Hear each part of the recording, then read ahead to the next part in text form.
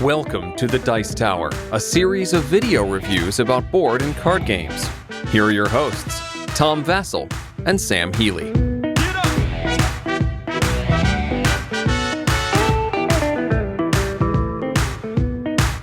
Hey folks, I'm Tom Vasel. I'm Zee Garcia. Hello. Sam Healey. What's up, folks? Zee is guesting with us today on Miami Dice. Guesting it up. Guesting. All right, so today we're taking a look at, this is like the third one that we've done from Restoration Games. Of these. Yep. They Really shotgunned it this year. They really did. Well, they had three. Restoration Games is a company that's bringing back older games. And this is one that you actually know the original older game. It was a Coup d'etat. Coup d'etat is the original one, yes. And then Shut up, after I was trying to get him to say it. And then Coup after that, d'etat? they did Dragon Master. Taking over the little toddlers. What is it? Coup d'etat? Anywho, the Coup original d'etat. game was from 1966. Then Dragon Master came out in 1982. This is a reprint of that. It is a trick-taking game, which is one of the few categories that all three of us really like. I think so, yeah. For different reasons, really. I mean, like we all have very different tastes, but trick-taking games, it's one of the things we can sit down and play. Well, I Right. think we've all we kind of came up with those. I mean, Yeah, I think that's part of it. we all played, like I played trick-taking games as far back as high school. Right. And I played a lot of them in college, and they've just kind of been evergreen category, I guess you could say. Right. Yeah, it's just a deck of cards, right? That familiarity when you're a kid with a deck of cards, I think, ingrains that in And with my you a little grandparents and my aunt when I was a kid. Yeah. bit. Right. Well, if you know anything about hearts or games like that, this is very similar to that. Let's take a look.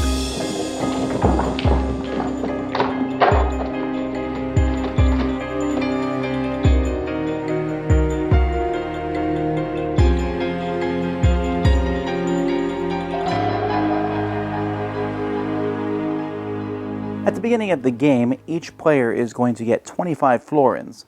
You have coins that are worth 1, and then you have these different colored jewels, and these are worth 5. And so each player has a treasure chest card that they'll put in front of them to show how many they have. You're going to have 3 of these edict cards here in the middle of the table. The rest are underneath this lid here. This basically is to put on top of them to keep, just so you can't see what's on the pile. And when you put new ones out, you're going to always be drawing from the bottom of the pile anyway. Now, the game is going to be played around a deck of cards. There are 36 cards in this deck, 1 through 9 of 4 different colors. Each color also is marked by symbols so that you can tell them apart. Before each hand, you're going to shuffle this deck, and you are going to deal equal cards out to the players. So in a 4-player game, you'll have 9 cards. And once you give everyone their 9 cards, so here, let's say these are my 9 cards here. And of course, as any good trick-taking game, I'll sort these out like that. All right. Now, after this happens, the dealer, and each person is going to be the dealer 3 times over the course of the game, is going to pick one of these. So this one says, don't take any of the Sforza's cards or any of the red cards. This says, don't take the last purple card. And this says, don't take any 2s or 3s. I'm looking at this, and I think other people are going to take red cards. So I'm going to take this one. So no one can take... So if I'm the person leading this round, I'm going to play this card, and I am the ruler, and I put this here. Don't take any of the red cards. Each red card that people take, they're going to have to pay me a coin for doing that. So if they take... There's 9 of them, so if someone takes all 9, they're going to have to pay me 9 coins. But likely various people are going to take them. I only have 1 in my hand, so I feel pretty good about this. And this is going to go around the table to each person, and they can decide to let this law stand or to become a sinner. If they say they're going to become a sinner, they say they're going to take all of the red cards. And if they're correct, everyone's going to have to pay them 4. If they're incorrect, they're going to have to pay me 6. So let's say nobody chose it. So then we start the round. And I go first, and this one says I can't lead with a Sforza card. That's fine. So maybe I lead with a 5 blue. When you play a trick-taking game, whatever card you play, everyone else has to play the same color card unless they don't have it. So the next person might play a 6, the next person might play a 1, and the next person might play a 5. Why would they play a 5? Of green, because they don't have any blue in their hand. So then the highest person of the color that was starting this round, the color that was led, wins it. It's just called a trick. So this person would win all 4 of these cards, which in this round means nothing. You've taken those cards. Only when you take a card that's red is it going to matter. So then the next person might go and they might play a purple card, and we go around And we keep going until all the cards are gone or till there's no red cards left for anyone to take. And then each person will have to pay the ruler 1 coin for each they took. Now, if you decide to be the sinner, though, this person's going to take all the reds. That's going to be harder to do. It's going to be a difficult process to pull off. It's kind of like shooting the moon in a regular trick-taking game. But they do have one benefit. They get the Indulgence. This Indulgence, it's a ring here, and you can play this with a card once per round and turn that card into a 10 of that color, making it higher than all the other cards. So you do have an advantage. Either way, at the end of the round, we'll bring out a new edict from the bottom of the pile. Don't take the last Borgia card, don't take any 2s or 3s, and each person will pick one. A variant that you can play is you can give everyone a papal bull. When this happens, once per the 3 rounds where you're the ruler, you can play your papal bull and say all 3 of these are in effect, which can get you a lot of money. So don't take the last Medici. Whoever doesn't have to pay the ruler 8. Don't take any 2s or 3s. Each person takes the 2s or 3s is going to pay the ruler 1 coin for each one. Don't take the last green. Whoever does that is going to pay the ruler 8. That's a lot. You can also be the sinner here, but here you would have to be the sinner on all 3 of them. You're saying you're going to take the last purple, the last green, and all the 2s and 3s. If you fail, you're going to be paying a whole lot to the ruler. But if you succeed, you win the game. Don't worry about the success on these. You just win the game because you pulled 3 of these off.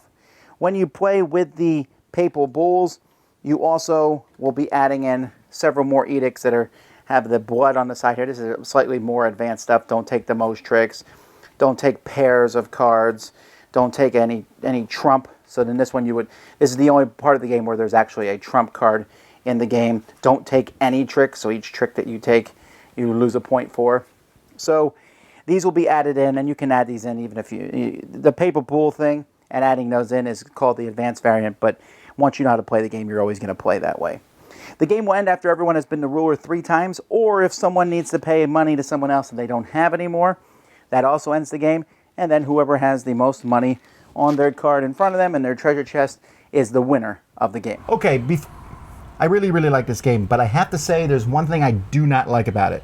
It is A, not left-hand friendly, and B, not upside-down friendly, which means you have to sort the cards out and fan them with your right hand. I agree with you there. I always do that anyway. Yeah, but I know, but that would be like having a deck of cards that doesn't have the index on all the corners. No, I think I might have a slight problem in this respect, because even with cards that are not upside down, they have it printed on both the top like a and the regular bottom. playing card. I look on the other side to see which way is actually the top.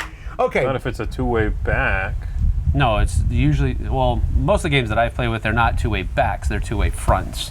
So the front of the card is 2 ways, so you can have it fanned out in any way you want. Oh, and the back is a one-way back. But the back of the card is only 1 way. I look on the back. That bothers you? It does, yes. Yeah, okay, All right, that makes sense. That's less problematic than actually the fact that the numbers are only in one corner. I agree with you there. If you're left-handed, you can't spread them out, and some left-handed people told me that's how a lot of trick-taking games are. So some of them just gotten used to spreading it out the other way. I don't know. The artwork is nice. Well, the game looks very good, but I agree with you that that's a graphical maybe oversight. I think that they were trying to strike a balance between the cards looking very nice, very stark, very beautiful, but at the compromise of maybe not making it left-handed friendly, and I don't know if I'm okay with that. Yeah. Do you like the size of the cards? They're big tarot-sized cards. Yeah, I don't have a problem with that. Another Tournament of Camelot, another trick-taking game that I've really taken a liking to, uses the same size cards, and I actually like them. Yeah, no, I like They're the big cards very easy to myself. read from a distance when they're on the table. So I really enjoy that size of card. Yeah, I like it very much as well. You're not holding that many cards in the game, so that's not problematic. Right. And they're splashy. They're big, gorgeous, big artwork. I'm okay with that. And the coins look like metal coins. That's they pretty aren't. neat. Yeah, The that's cool. ring is like a real ring in the game. It's a pretty hefty ring. Yeah. And those gems are cool. The only problem with the gems, and I know they did this to look cool, but they made them all different colors, which Yeah. makes you think they have do different different things, values, yeah. but they They don't. don't. Unless that's like a future thing. I don't know. Maybe. Yeah, that's a little weird. The But cardboard tokens, the coins, I actually sat there for a little bit rubbing it because it looked like it would rub off real easy. That shiny, glossy, and I tried to rub it off and it didn't. That's what we do at Dice Tower. We do tests. Yeah, a 10-point test. And then I bit one, but it broke. It didn't break. It just bent and got a little soggy. Yeah, So the game is essentially a very simple onset trick-taking game. There's no trump in it. There are cards from 1 to 9, which is less than most trick-taking games, of 4 different suits. You are playing a card and so on. That's basic. It's that rule that changes things. Right. And the fact that you can then shoot the moon, or what's it called, be the sinner. Yeah. Well, if you... Yeah, you can, right. And so, yeah, you go around the table and whoever wants to, like, do the opposite thing of what everybody is normally going for, you kind of, there are a bunch of games do this. You're the zinger or you are the sinner in this game or whatever, yes. Yeah. Which I think is a nice twist on that style of game because a lot of, this game, the original game it's based on from, like, the 1900s is a game called Barbu, I think. And... which is also the game that the Dwarf King is based on. Correct. Right? They have the same sort of origins, but this idea of then reversing it, whereas everybody's going for one thing, but there's a shoot the moon mechanism where you flip it and you say, forget it, no one wants to take these kinds of cards, forget that, I'm taking them all. That's interesting, because that brings a modernism that came out, I think, later on, and adds it to this combination of powers, of choices in the game, and that's really cool. I like that twist a lot. It gives you, and anybody really at the table, that moment of, I'm going to be the hero, you know what I mean? And that feels cool in a game that's really just a game in which you play cards, but it allows for that moment where you go, I can do this. Look at this hand. I'm going to do it. And you sometimes make it just all the way to the end and then fail in the last, hand, the last trick. That's fun. It adds a tension that in many rounds in the game is palpable, and that's really fun. Right. And I don't mind that at all. I really like that whole, hey, it's a basic game, and we add a rule. Yeah. Okay, so this is the rule, and the rule can be really basic. Sometimes, like, don't take any 2s or 1s, right? And so the game, you can actually end the trick once everything's been done, which is sometimes The hand, or the hand. Sometimes you're like, wait, we're done? Yeah, because the Zee said he was gonna take all the blues. I took one, boom. Right, which I like. It over. shortens the game length, right? You don't need to play out the rest of the hand because I've already failed at my objective. Yeah. Correct. Well, when you first told me about this, you said that you thought it might be a hair too long, and I don't actually find it. I find it pretty interesting as it goes around. To me, it goes pretty smoothly because so many of the hands end quickly. But it also all depends on how outrageous the players are. How often are they going to try to shoot the center, shoot the moon thing? Sure. I mean, if I'm playing, I think about it every time. Like, can I do it? Can I do it? If I have like a 75% chance, I'm like, I'm in. Yeah, right. Or maybe even 50% chance. Wow. Really? You end up paying a lot maybe not out if you miss. Yeah, you got to be really careful. But I mean, if I feel like it is a possibility, I'm tempted. And that's the thing. I love Shoot the Moon and Hearts, and this game, it's possible every time, and it's different every time. Right. Plus, if you play with the variant where you have that one card that allows you to the bull, Papa Bull, or whatever, when you play, you can do all 3. And if you sit on that, you sit on all 3. You just win. But you win the game if you do it. That's wild. That's the ultimate shooting Well, the moon. I asked him, has he ever seen it? He said he saw it once. That's insane. Whoa. But that's very cool. Again, I tried if you I really, was like, I gave some close. You came close. Yeah, you came close. So that's also another nice twist to it, that you can play with that Would you play with that rule? You don't have to play with that variant. Would you play with the variant with the 3 things? Yeah. I would never play without it. Yeah. Well, you don't like have it to that do much. it, right? You get one time in the game where you can do it, but the rest of the game is the same, really. Yeah. Yeah, but And it adds more of those goals. Right. It adds the ones with the little, red splash on them. So yeah, I think it's absolutely throw it in. I think it makes it more interesting too, though, when there's 3 rules going off and around. Oh. That whole hand is much more interesting. Yeah, Okay, that's I don't true. want blue cards, I don't want purple cards, and I don't want 6s. It makes it more interesting. right. Yeah, but it doesn't happen every time where it becomes overwhelming. Every player's going to be able to do it one time. That's it. Correct. So I like that. Yep. So you like a lot of trick-taking games. What do you think of this one? I do like a lot of trick-taking games. Out of all the games, the Restoration Games has come out with thus far, this is the one that fell flattest for me. I still enjoy it. It's still a fun game, but I think I would rather play Dwarf King, or I would rather play some other trick-taking game. I'm really loving on Tournament of Camelot right now. But This one, by contrast, has been didn't hit so high for me in contrast to Tournament of Camelot. So it fell a little flat for me. The production quality is off the charts, though, so I give them props for that. But I didn't enjoy the gameplay as much as other trick-taking games that I've played recently. Right. So with that, I think I'll just give it 1 ornate ring up. He took everyone's voting chart here, because you were going to do that as well, weren't you? Go ahead. I'm a big fan, as Tom said, of trick-taking games. I would not say this is my favorite trick-taking game ever. There's a lot of modern trick-taking games that I enjoy the twists they've added. But for a game that feels like a classic, because it is in many ways, for a game that you will be able to bring out with, your aunt and the nephew, with whoever, grandma's going to be able to sit down and play. And I like that this game can handle that. I think it can handle it very well. It's going to be a game that is going to look good on the shelf. It's going to look good on the table. It's going to have that family appeal to it. Right. And I think that's what the company's going for. And if so, they nailed it. This is just on point with that. So for me, I think it's a very good trick-taking game. It's not my favorite, but I really enjoy my plays of it. And I don't even think I'm necessarily in the target audience. So for those people, I think they're really going to dig it, because I own like 30 trick-taking games. If you don't, this is a good one. So yeah, for me, it gets 2 differently colored gems up.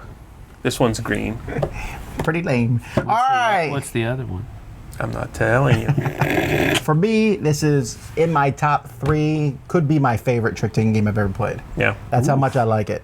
Part of that is because I like shooting the moon that much. Yes. And most trick-taking games cut that out in favor for other things. Yes. Like in Hearts, which is probably my top 10 trick-taking game, just plain old Hearts.